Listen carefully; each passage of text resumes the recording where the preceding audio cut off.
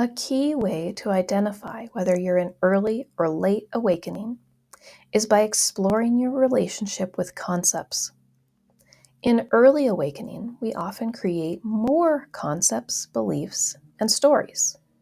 And in later awakening, we eliminate concepts, beliefs, and stories.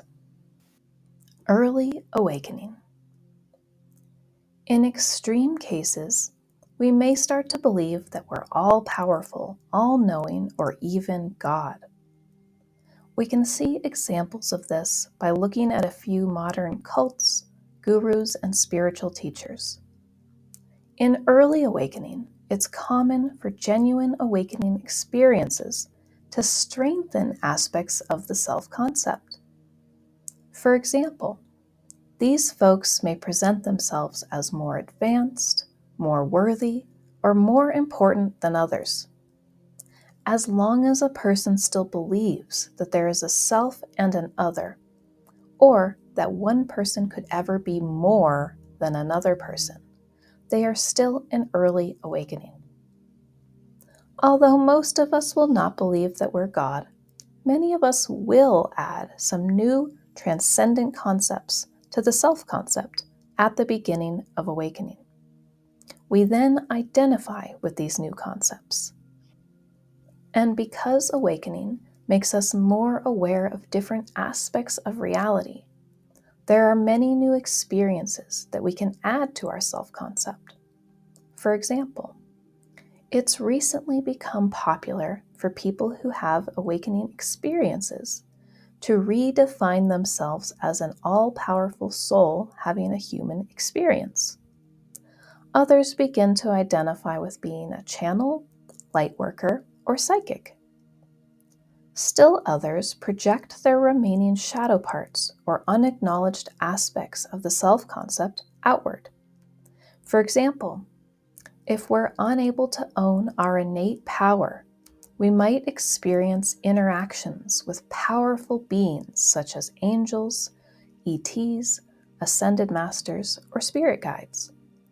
This allows us to experience our own disowned power through an external experience. Or alternatively, if we're unable to acknowledge our own hate or cruelty, we might have interactions with beings such as demons or evil entities. This allows us to experience our disowned negativity through an external experience.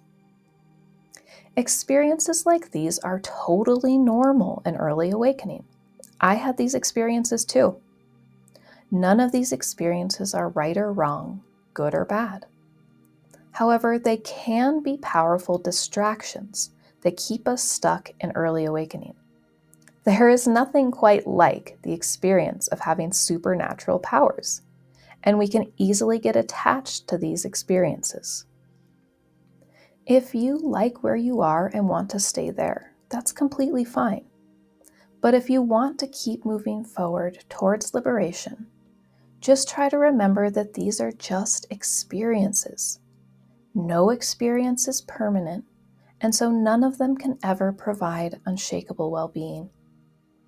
Rather than becoming attached to these experiences, try to use them to gain greater self-insight.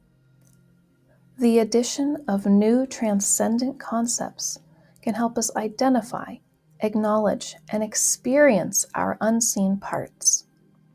If we're willing to see how our transcendent experiences are trying to draw our attention to the imbalances that remain within us, we can truly gain a ton from these experiences.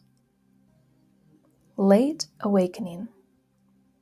Once we are deeper into awakening, we will have an experiential, embodied knowing that concepts are mental constructions. This shift leads concepts to lose their structure, solidity, and power. Every time the mind tries to create or maintain a concept, it fails.